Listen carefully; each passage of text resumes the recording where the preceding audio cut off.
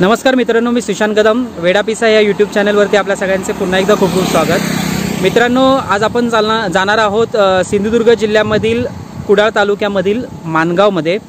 तर माणगावमध्ये ॲक्च्युली बघण्यासारखं म्हणजे ते श्री दत्तात्रयांचं देवस्थान, श्री दत्तात्रयांचं मोठं असं मंदिर आहे, बघण्यासारखं मंदिर आहे। आणि हे मंदिर जे आहे ते तिथे टेंबेस्वामी महाराज जे आहेत त्यांनी ह्या मंदिराची स्थापना केलेली। त्यांनी तिथे मूर्त्या आणून तिथे त्यांनी मंदिराची स्थापना केलेली, अशी तिथली आख्यायिका आहे।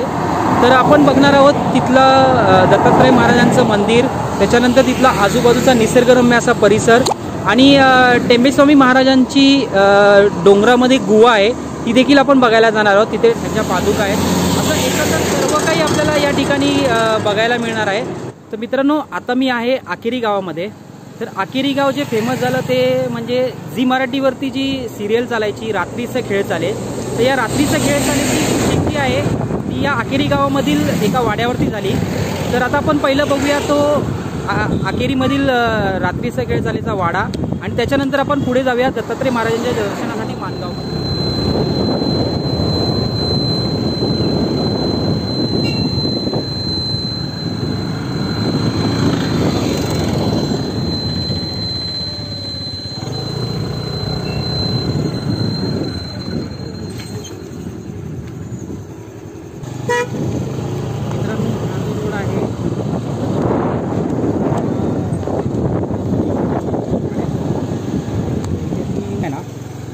इथे वाडा आहे,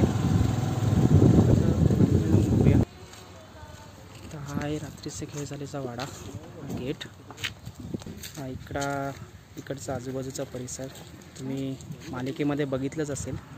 आणि हा बाहेरचा रोड सावंतवाडीचा, तिथून आपण राईट मारलेला हा सरळ इकडे सावंतवाडीला जातो। इकडे भात शेती होते, इकडचे भरपूर शॉट्स तुम्ही बघितले असतील सिरियलमध्ये। तर हा मेन गेट, इथून आता आपल्याला आतमध्ये जायचं आहे।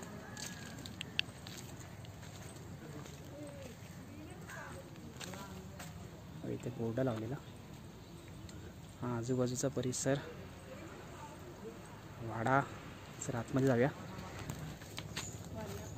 ही तुळस जिथे माई पाणी घालायच्या, बंद आहे, आतमध्ये जाऊन नाही देत। हा वाडा, त्यांना वरती बसायच्या, आता हा असा वाडा। तर त्या ठिकाणी आहे अण्णांचा झोपाळा, हा बाजूचा परिसर।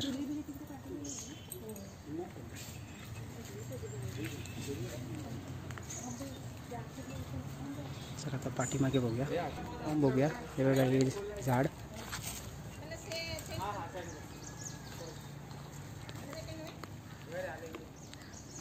पाठीमागे जाऊन बघूया थोडं, विहीर बघायला भेटते का बघूया आपण। कारण की ॲक्च्युली ते कसं आहे, कुंपण बांधून ठेवलं आहे पूर्ण। तर तुम्हाला थोडंसं जवळून दाखवतो, इथून एंट्री येतात बघा।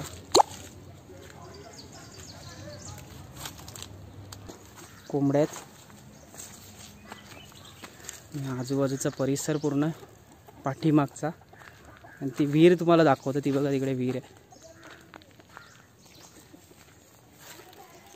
वाड्याची ही बाजू, ही वाड्याची एक बाजू। चला पुढे जाऊया, ती विहीर दिसते आपल्याला, तिथे विहिरीकडे जाऊया आपण।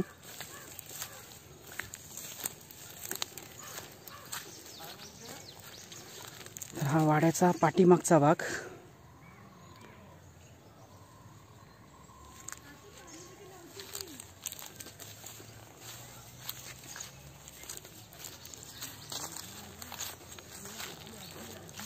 तर हे आहे वाड्याचं पाटलदार बघाल, आणि ही आहे ती विहीर। बघूया आता आपण।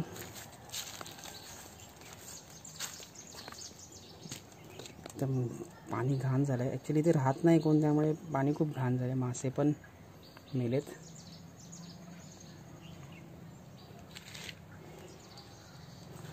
अशी ही विहीर.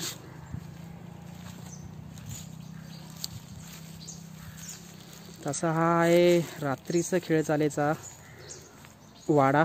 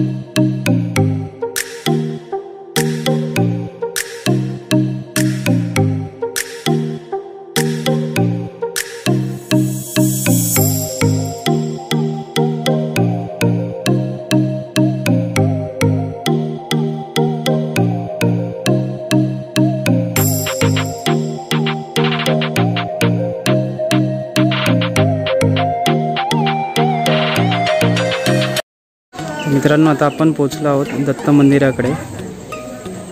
हे मंदिर तुम्ही बघाल, अतिशय भव्य असं मंदिर बनवलं आहे. इकडे कोरोनामुळे काय काय सुरक्षिततेसाठी काय काय करायचं ते सगळं इथे मी दिलेलं आहे. आणि मंदिरामध्ये आतमध्ये जाण्यासाठी ना पहिले तुम्हाला इथे चे पाय धुवायचे, त्याच्यानंतर इथे सॅनिटायझर ठेवलं आहे. इकडे तुमचं पूर्णपणे टेम्परेचर चेक करणार, नंतर मग एंट्री आहे. आणि मंदिरामध्ये जाण्यासाठी मास्क कंपल्सरी आहे. आता मंदिराच्या डाव्या साईडला ना इथे एक मंदिर आहे, ते पहिलं आपण बघूया. मंदिराच्या इथेच बाहेर नेहमीप्रमाणे तुळशी वृंदावन. इकडे ही एक कमान आहे.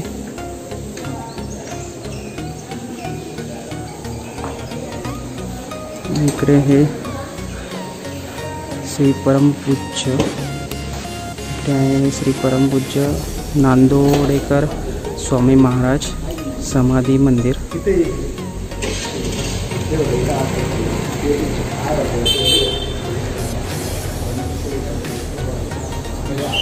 बंद आहे ॲक्च्युली. चला आता आपण दत्त मंदिराकडे जाऊया. बघाल बाहेरी बाजूमध्ये इकडे हे या ठिकाणी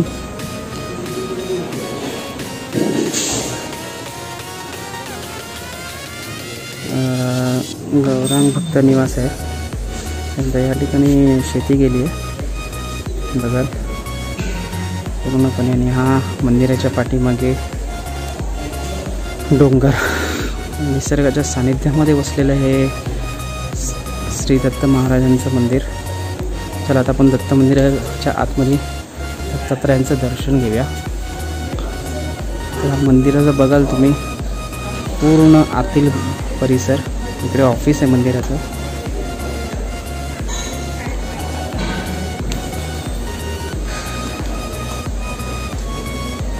तर आता इथून आपल्याला मंदिराच्या दिशेला जायचं आहे आतमध्ये.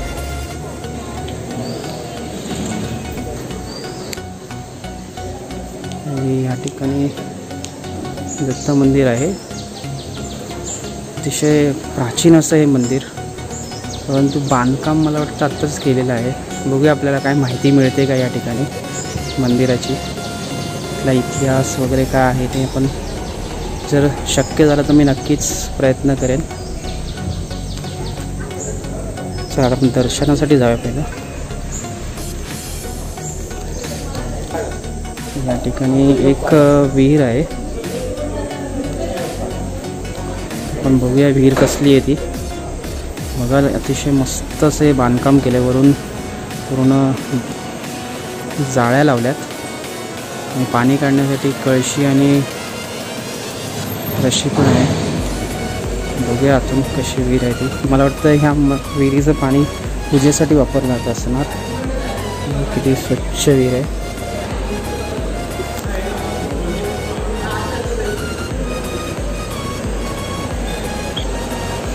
विहीर बघा अतिशय स्वच्छ आहे. मगाशी बघितल्याप्रमाणे इथेही एक कमान आहे आणि तुळशी वृंदावन देखील आहे.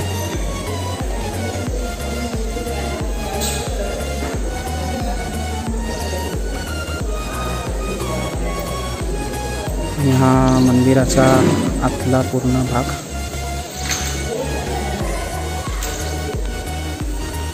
आणि इकडे हे जे आहे श्री गुरुदेव दत्तात्रयांचं मुख्य गाभारा. चला आता आपण आतमध्ये दर्शनासाठी जाऊया.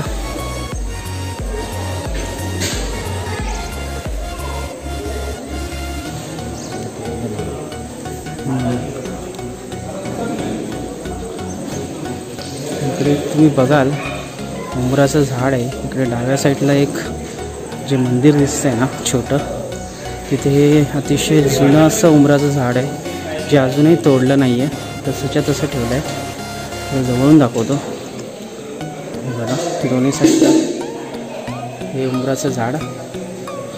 निसर्गाला कोणत्याही प्रकारे दगा न देता हे मंदिर या ठिकाणी बघा बांधण्यात आलं आहे. आज आपण बघतो मुंबईमध्ये काही उभं करायचं म्हटलं तर झाडं तोडली जातात, परंतु इथे बघा आज निसर्गाला जसंच्या तसं ठेवून या ठिकाणी मंदिराचं बांधकाम केलेलं आहे. ही एक खूप चांगलीच गोष्ट या ठिकाणी बघायला मिळते आपल्याला. आता आपण आतमध्ये जाऊया. आता आपण आतमध्ये जाऊन दर्शन घेऊया दत्तात्रयांचं. बघा भक्तजनांनी देखील या ठिकाणी मास्क लावून आलेत. हे सगळं शिस्तीचं पालन करून या ठिकाणी मंदिरामध्ये प्रवेश आहे. या ठिकाणी हे उंबराचं झाड हे मंदिर उभे केले. बांधकाम बघा किती मस्त केलं आहे.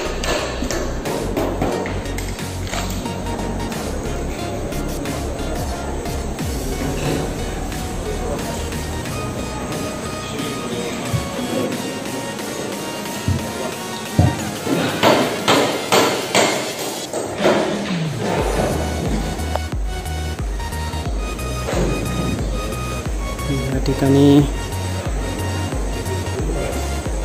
हे मारुतीरायांची मूर्ती या ठिकाणी आहे.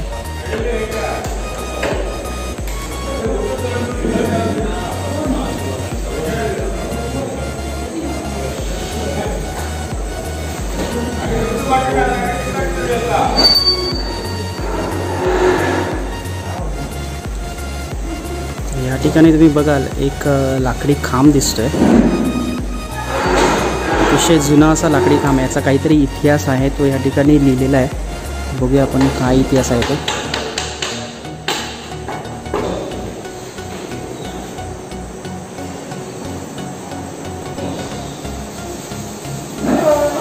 आणि इथून मंदिराच्या गाभाऱ्याकडे जायला एंट्री आहे. तर तुम्ही बाहेरून बघाल मंदिराचं बांधकाम कसं केलेलं आहे ते. प्राचीन पद्धतीने हे बांधकाम दिसतं आपल्याला या ठिकाणी.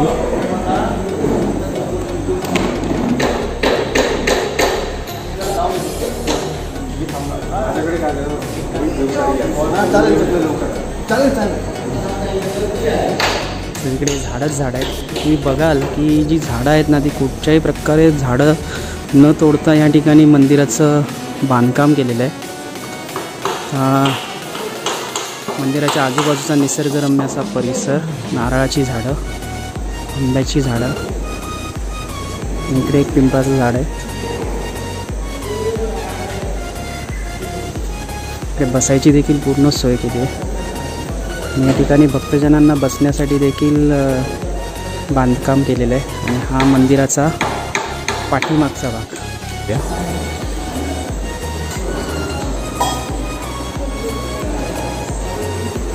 ठिकाणी तुम्ही बघाल बसण्यासाठी नामस्मरणासाठी ते जागा बनवलेली आहे. आणि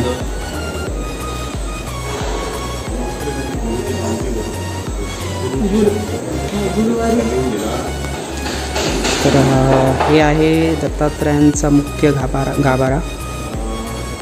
तर इकडे आहे डाव्या साईडला गणपती बाप्पांची मूर्ती आहे. तुम्हाला माहितीच असेल, कोणत्याही शुभकार्यासाठी सर्वप्रथम गणपती बाप्पांचं नामस्मरण, गणपती बाप्पांचं दर्शन घेतलं जातं, त्याच्यानंतर पुढच्या कार्याला सुरुवात होते.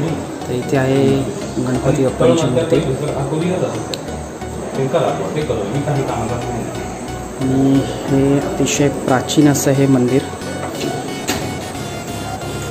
तर आता आपल्याला काका सांगतील सर्वप्रथम की आतमध्ये मूर्त्या कशा काय आहेत त्या.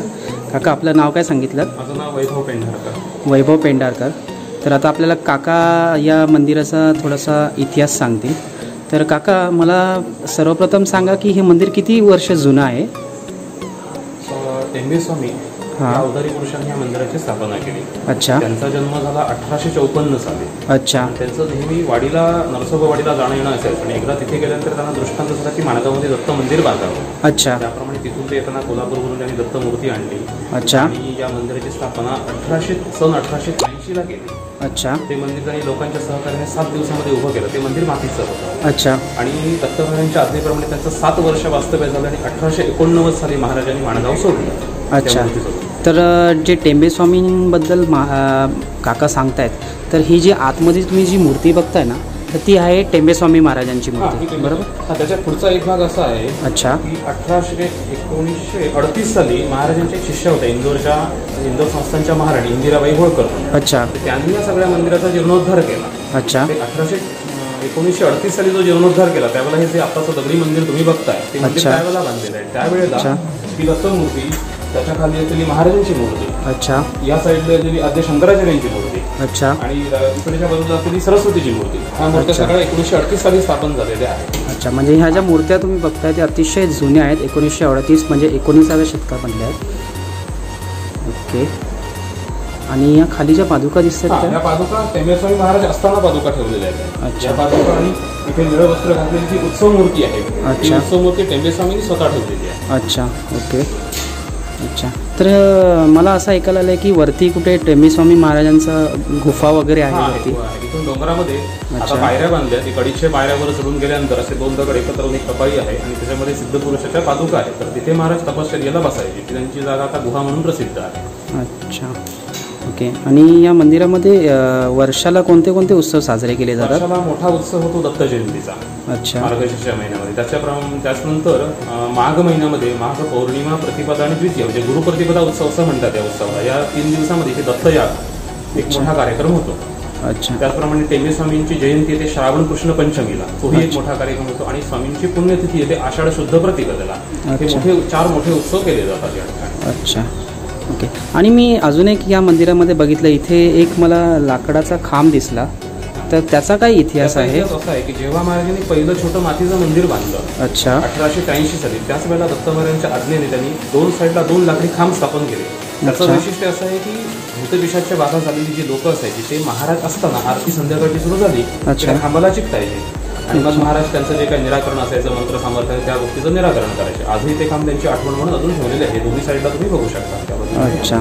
तर आपण बघितलं की या ठिकाणी मंदिराच्या दोन्ही साईडला, गाभाऱ्याच्या दोन्ही साईडला हे लाकडी खांब या ठिकाणी उभे केलेले आहेत. अच्छा. रोजचा दिनक्रम काय असतो इथे? रोजचा दिनक्रम असा आहे, सकाळी 5:30ला मंदिर उघडतं, 5:30ला महाराजांची काकड आरती होते. अच्छा. त्याच्यानंतर 7 वाजल्यानंतर अभिषेक वगैरे होतात. अच्छा. 12:30ला माध्यान्ह पूजा आरती होते, महानैवेद्य होतं महाराजांना. अच्छा. त्याच्यानंतर लोकांसाठी 1 ते 2 या वेळेमध्ये महाप्रसादाची व्यवस्था आहे. संध्याकाळी 7 वाजता महाराजांची दुपारती होते आणि रात्री 8:45ला शेजारती होऊन 9ला मंदिर बंद होतं. पौर्णिमेच्या दिवशी या ठिकाणी पालखी असते. अच्छा. तर ह्या वर्षी आता तुम्हाला माहितीच आहे की कोरोना असल्यामुळे ह्या वर्षी दत्तजयंती आता काही दिवसांवरती येऊन टेपलेली. तर ह्यावेळेस कसं असणार आहे उत्सवाचं? देवापुरता कार्यक्रम म्हणजे जो दरवर्षीचा देवापुरता कार्यक्रम आहे तो करण्याचं निश्चित आहे. फक्त लोकांना प्रवेश कितपत द्यायचा ही त्यावेळेला जी काही परिस्थिती असेल त्यानुसार निर्णय घेण्यात येईल. अच्छा. म्हणजे अजून मॅनेजमेंटने डिसिजन घेतलेलं नाही. रोजचा कार्यक्रम असा ठरलेला आहे की रोज संध्याकाळी 6:30ला पुराण असेल. पण हा दत्तजयंतीचा कार्यक्रम आमच्याकडे 7 दिवस असतो. अच्छा. संध्याकाळी 6:30ला पुराण वाचन, त्याच्यानंतर महाराजांची आरतीनंतर पालखी आणि पालखीनंतर कीर्तन. 7 दिवसाचा सोहळा असतो. तो दररोज ठरल्याप्रमाणे होणार आहे. अच्छा. तसं लोकांचं कितपत सहकार्याला हे परिस्थितीवर अवलंबून राहतं. अच्छा. बरं, मला आता एकच विचारायचं आहे की टेंबेस्वामी महाराजांनी समाधी केव्हा घेतली काही? टेंबेस्वामींची समाधी 1914 मध्ये गरुडेश्वरी झाली. गरुडेश्वर म्हणजे गुजरात राज्यामध्ये बडोद्यापासून साधारण 90 किलोमीटर नर्मदेच्या काठावरती गरुडेश्वर नावाचं एक गाव आहे. त्या ठिकाणी महाराजांची समाधी झाली. अच्छा. आणि ते कोल्हापूरवरून मे बी तुम्ही बोलताय की तिकडून त्यांनी मूर्त्या वगैरे आणल्यात? हो. अच्छा. हे अतिशय प्राचीन असं मंदिर आणि मूर्त्या देखील अतिशय प्राचीन आहेत. तर काकांनी खूप चांगली अशी माहिती, हा चांगला असा इतिहास या ठिकाणी आपल्याला या मंदिराबद्दल, टेंबेस्वामी महाराजांबद्दल सांगितला. काका, आपले खूप खूप धन्यवाद की उत्कृष्ट अशी माहिती आम्हाला या ठिकाणी तुम्ही सांगितल्याबद्दल. धन्यवाद. हा जो डोंगर दिसतोय, डोंगराच्या वरती तिकडे आपल्याला तिकडे आता आपण जायचं आहे. चला मित्रांनो, इथून मगाशी तुम्ही जे महाप्रसाद कक्ष बघितलं, तर इथूनच हा जो रस्ता तो इथून आपल्याला गुहेकडे जायचं आहे. तर आपण गुहेकडे जाऊया. असं डोंगरामध्ये बघूया. त्यांनी सांगितलं 200 ते 250 पायऱ्या आहेत.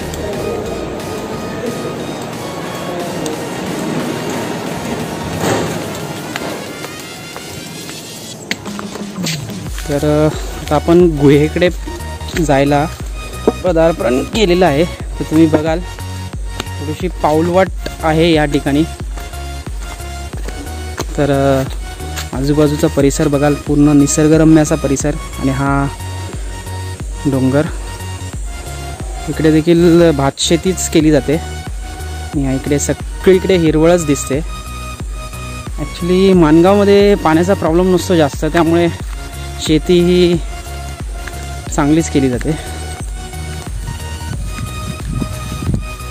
आता काकांनी सांगितल्याप्रमाणे 250 ते 200 पायऱ्या आहेत आणि हार्डली 10 मिनटं लागतात असं ते बोललेत. आता बघूया आम्हाला किती वेळ लागतो ते. तर अशी ही पाऊलवाट. कोकणामध्ये पाऊलवाट खूप महत्त्वाची असते. जरा जरी चुकली तर तुम्ही भलत्याच दिशेला जाल. इकडे बघाल म्हशी रेडे चरायला बांधलेत, बाजूला बगळे दिसत आहेत. अशी बरीच काही दृश्य आपल्याला या ठिकाणी बघायला मिळणार आहेत. तर असं हे निसर्गाच्या सानिध्यामध्ये असलेलं हे माणगाव. आणि बघाल इथे थोडंसं खडतर आहे, हळू जावं लागणार आहे. तर अशा ह्याच्यातून जायची मजाच वेगळी हो. इथे मोठे मोठे दगड आहेत. तर असं हे निसर्गाच्या सानिध्यामध्ये वसलेलं कोकणामधील सिंधुदुर्ग जिल्ह्यामधील कुडाळ तालुक्यामधील माणगाव. आणि इथून आता आपल्याला काकांनी सांगितल्याप्रमाणे इथून सरळ जायचं आहे वरती. बघूया, मध्ये एक आश्रम लागणार आहे. तर इथून आता आपल्याला सरळ जायचं आहे वरती वेगळे. इथे मॅसेज दिला आहे की वृक्ष संवर्धनाला साथ द्या, झाडं लावा, झाडे जगवा.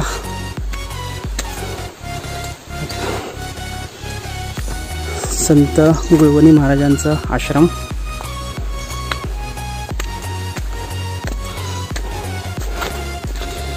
खरंच शुद्ध हवा, शुद्ध वातावरण, खूप मस्त वाटतंय.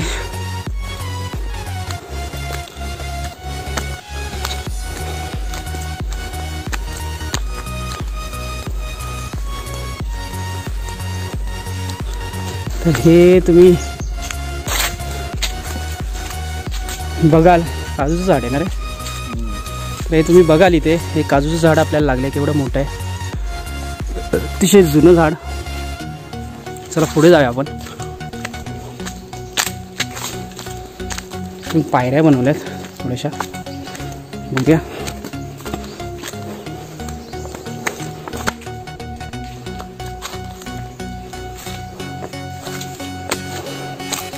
चांगला ट्रेकच करून चाललोय आम्ही.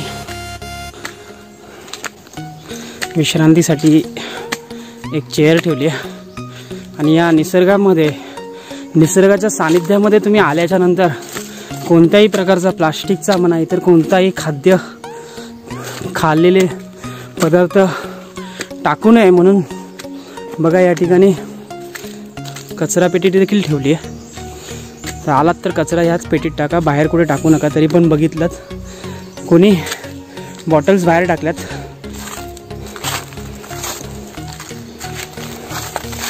तर या ठिकाणी बघाल महाराष्ट्र शासनाचा एक बोर्ड लागलेला आहे निसर्गावरचा. तर आता आपण पुढे जाऊया.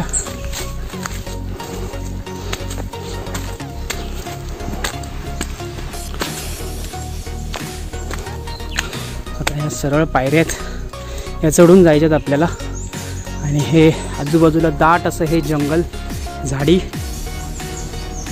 आणि या ठिकाणी सूर्यदेवांचं देखील दर्शन होतं. झाडांच्या आडोशाने सूर्यदेव आपल्याला या ठिकाणी दर्शन देखील देत आहेत. चला पुढे जाऊया आपण. या ठिकाणी अजून एक महाराष्ट्र शासनाचा वृक्ष वाचवण्याचा बोर्ड दिसतोय. ही झाडं आहेत, तर ह्यांना आपल्याला जपून ठेवणं, त्यांची निगा राखणं तितकंच गरजेचं आहे. तर बघाल थोड्या थोड्या अंतरावर या ठिकाणी महाराष्ट्र शासनाचे बोर्ड आपल्याला दिसत आहेत.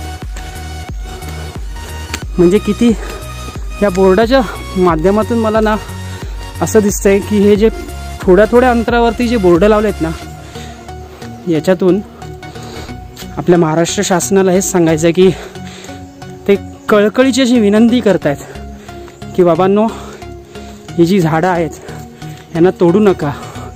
हा निसर्ग जसा आहे तसा त्याला राहू द्या. तुम्ही याचा चांगला आस्वाद घ्या आणि आपल्या परतीच्या प्रवासाला जा. तुम्ही बघाल या ठिकाणी आपल्याला एक मोठं वृक्ष दिसतंय. बघा याचं खोड किती मोठं आहे आणि हा किती उंच पसरला आहे. बघा कुठच्या कुठे हा पसरला आहे तो.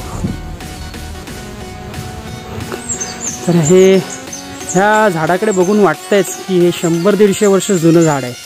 आणि इथलं प्रत्येक झाड मी बघतोय ना, तर त्या प्रत्येक झाडाची वयोमर्यादा जी आहे ती 100 ते 150 वर्ष जुनी वाटतच आहे. आणि हे बघा अजून एक झाड या ठिकाणी. बघा ना किती जाड जाड खोडं आहेत. हे बघा किती मोठं झाड. इकडे परत त्याच्यानंतर तिकडे. ही अशी निसर्गाची किमया. मित्रांनो, या निसर्गाकडे बघून मला एवढंच सांगावंसं वाटतं. भले बघा तुम्हाला तर माहितीच असेल, आता आपला आयुष्य जे आहे ते पूर्वी माणसं 90, 91, 150 वर्ष जगायची. का तर ते ह्या निसर्गाच्या सानिध्यामध्ये राहायची. त्यांना शुद्ध हवा मिळायची, शुद्ध वातावरणामध्ये राहायचे. ते केमिकल मुक्त अशा अन्नपदार्थ ते खायचे. त्यामुळे त्यांचं आयुष्य हे 100-150 वर्ष राहायचं. तर मित्रांनो, आज आपण बघतोय की ही झाडं देखील बघा किती 100-150 वर्ष आहेत. तर ही जर जगली 100-150 वर्ष, तर आपण देखील यांच्यासारखेच 100-150 वर्ष जगू शकतो. आणि जर ह्यांनाच जर आपण तोडलं तर आपलं देखील आयुष्य हे कमी होतच जाणार. आता बघताय की वयाच्या 25व्या वर्षी देखील अटॅक येतोय माणसांना. तर त्याचं कारण एकच की ही झाडं आपण तोडलीत आणि निसर्ग आपण संपवत चाललो आहोत. आणि त्या निसर्गाला संपवण्याच्या मागे लागून लागून आपण स्वतःला देखील संपवत आहोत. आपण आपली स्वतःचे देखील वय कमी करताना तुम्ही बघाल हे जे 2-3 मोठे मोठे पाषाण दिसत आहेत ना, तर किती मोठे पाषाण आहेत ते बघा. तर तीच आहे टेंबेस्वामी महाराजांची गुहा. त्यांच्या पादुका देखील काकांनी सांगितल्याप्रमाणे या ठिकाणी आहेत. तर आता आपण त्या ठिकाणी जाऊया. तर ही आहे निसर्गाची किमया. तर बघाल किती अप्रतिम असं हे दृश्य दिसते आपल्याला. चला तर आता आपण त्या गुहेकडे जाऊया आणि टेंबेस्वामी महाराजांच्या पादुकांचं दर्शन घेऊया.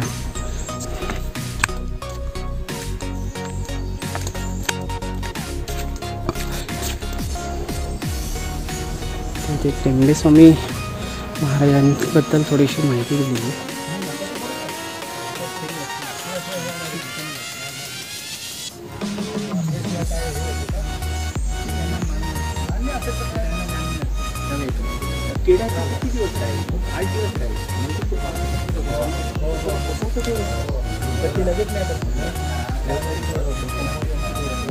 अतिशय छोटी अशी जागा,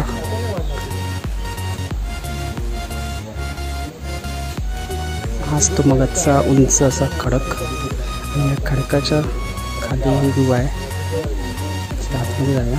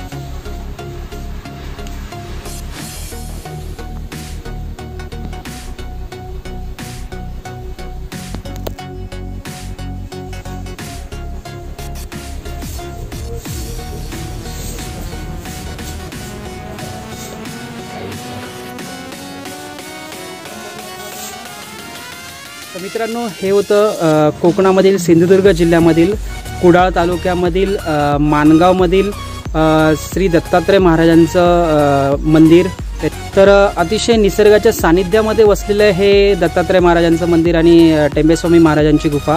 तर भटजी काकांनी देखील आपल्याला या मंदिराचा इतिहास, त्याच्यानंतर टेंबेस्वामी महाराजांबद्दल अतिशय उत्कृष्ट अशी माहिती त्यांनी आपल्याला या व्हिडिओच्या माध्यमातून त्यांनी आपल्याला दिली. तर मित्रांनो, तुम्हाला जर या माणगावमध्ये यायचं असेल तर तुम्हाला हे जे माणगाव आहे ते मूळतः कुडाळ तालुक्यामध्ये पडतं आणि कुडाळ आणि सावंतवाडी याच्या मध्यभागी वसलेलं हे निसर्गाच्या सानिध्यामध्ये वसलेलं हे माणगाव. तर माणगावमध्ये तुम्हाला येताना कुडाळवरून जर तुम्ही मुंबई गोवा हायवेने जर आलात तर लेफ्टला जो सावंतवाडीकडे रोड जातो, या सावंतवाडीकडे जाणाऱ्या रोडवरून तुम्ही सरळ आलात की तुम्हाला सर्वप्रथम आकेरी लागेल. तर आकेरीवरून तुम्हाला लेफ्ट मारायचं आणि तिथून माणगावला यायचं आहे. तर असं हे निसर्गाच्या सानिध्यामध्ये बसलेलं हे दत्तात्रयांचं स्थान आणि टेंबेस्वामी महाराजांची गुफा. तर मित्रांनो, एकदा नक्की या लोकेशनला व्हिजिट मारा, दत्तात्रयांचं दर्शन घ्या आणि मन देखील एकदम प्रसन्न वाटतं. मला देखील खूप मस्त वाटतं या निसर्गाच्या सानिध्यामध्ये आल्याच्यानंतर. तुम्ही बघितलंच असेल आपल्या व्हिडिओमध्ये. तर मित्रांनो, हा व्हिडिओ तुम्हाला कसा वाटला तो कमेंटमध्ये नक्की कळवा. या व्हिडिओला लाईक करा, जास्तीत जास्त लोकांपर्यंत हा व्हिडिओ शेअर करा, जेणेकरून जास्तीत जास्त लोकांना या लोकेशनची माहिती मिळेल. आणि पुन्हा भेटूया अशाच एका नवीन व्हिडिओसह. तोपर्यंत मित्रांनो, बाय बाय, टेक केअर.